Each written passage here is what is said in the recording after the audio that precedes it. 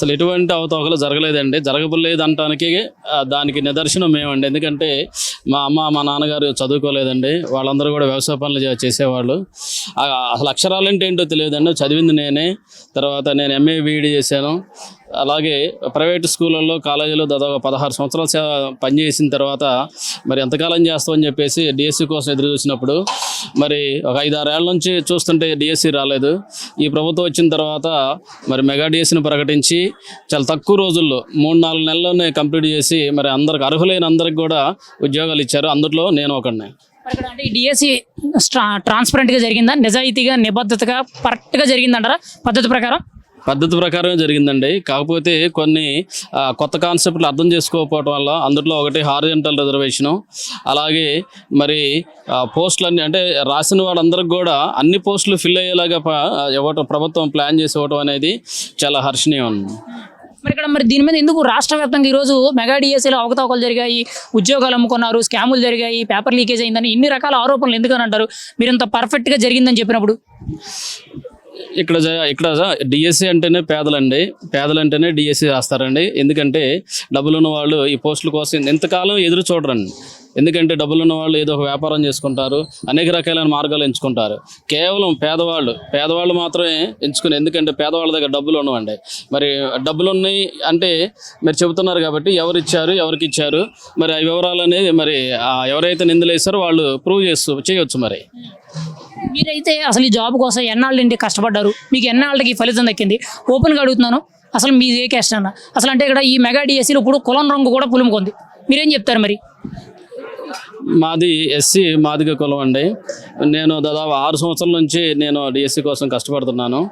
ఈ notification late వల్ల చాలా ఇబ్బంది పడ్డామండి. కొన్ని సమయంలో తిండి తిప్పలేని పరిస్థితులు కూడా అండి. మాకు మ్యారేజ్ అయింది, పిల్లలండి.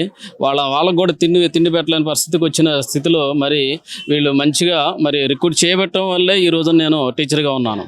మరి అలాగే మరి ఏ ఆరోపణలు అంటే ఒక పెద్దవాళ్ళు ఒక మాట అన్నప్పుడు అందరూ ఆలోచిస్తారని చెప్పేసి ఆ పెద్దవాళ్ళు మరి అన్యాయంగా మాట్లాడటం అనేది చాలా మాకు బాధగా ఉందండి. ఇది ఆత్మగౌరవం దెబ్బతీయటం. ఎందుకంటే అహర్నిశలు కష్టపడి సాధించి చేసుకొని ఉద్యోగాలు ఆల్రెడీ చేసుకుంటున్నామండి. మేము కొత్త వాళ్ళం కాదు. ఆల్రెడీ మా సర్వీస్ దాదాపు 1 year దగ్గర కంప్లీట్ చేసుకుంటున్నాం. ఇటువంటి మరి ఆరోపణలు మీరు వెనక్కి తీసుకోవాలని మిమ్మల్ని విజ్ఞప్తి చేస్తున్నామండి. మరి ఇక్కడ జగన్మోహన్ రెడ్డి గారి గవర్నమెంట్లో మీకు ఎన్ని డిఎస్సీ నోటిఫికేషన్లు వచ్చినాయి? అసలు ఉద్యోగాల పరంగా గత 5 ఏళ్ళు ఎలా ఉందంటారు? మరి ఆ సమయంలో అసలు ఒక డిఎస్సి కూడా రాలేదండి. ఇస్తామని చెప్పారండి. ప్రతి సంవత్సరం కూడా ఈ సంవత్సరం ఇస్తామని చెప్పేసి మా ఎదురు చూపులే దాదాపుగా 5 సంవత్సరాలు నిండిపోయినాయండి. కానీ ఇవ్వలేదండి.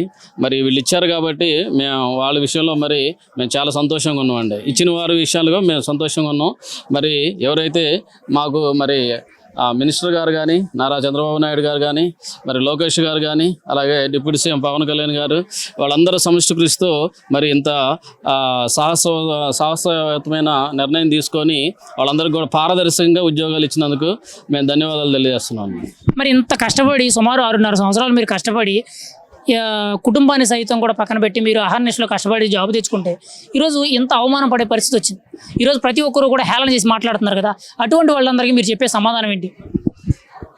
మరి అటువంటి వాళ్ళందరూ కూడా మీరు ఆలోచించాలి. ఎంతవరకు జరిగింది, ఎంతవరకు వస్తాయని ప్రజలు కూడా రెస్పాండ్ అవ్వాల్సిన మరి అవకాశం ఉందండి.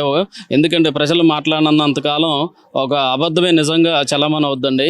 ప్రజలు కూడా ఎందుకంటే మరి మా గ్రామం అంటే మా గ్రామంలో ఉన్న వాళ్ళు మరి మీరు వస్తే మాత్రం మా గ్రామం వాళ్ళతో చెప్పేది. ఎందుకంటే నేను బండి కష్టాన్ని వాళ్ళు చూశారు కాబట్టి. అట్లా ప్రతి ఒక్క అభ్యర్థి వాళ్ళలో ఉన్న వాళ్ళు కూడా ఆ గ్రామాల్లో ఇలా చుట్టుపక్కల ఉన్న వాళ్ళతో మాట్లాడిస్తే ఇది మరి ఆగిద్దేమని మా ఉద్దేశం. మరి ఫైనల్గా అయితే మెగా డిఎస్సీ గురించి ఈరోజు రాష్ట్ర వ్యాప్తంగా ఎవరు పడితే వాళ్ళు నిరసనలు తెలియజేస్తున్నారు. ఏకంగా ఏపీ జంజీ యువత అంతా కూడా రోడ్ల మీదకి వచ్చి నిరసనలు తెలియజేస్తున్నారని ఎక్కడ పడితే అక్కడ బహిరంగ సభలు పెడుతున్నారు. దీని మీద మీ అభిప్రాయం ఏంటంటే అసలు మీరైతే ఏమంటారు మెగా డిఎస్సీ గురించి? ఫైనల్గా దీనికి నేను ఒకటే చెప్తున్నానండి. ఒకవేళ ఎవరికైనా అన్యాయం జరిగినప్పుడు మనకి న్యాయస్థానం అనేది ఒకటి ఉంది. అది అంచెలంచెలుగా ఉంది.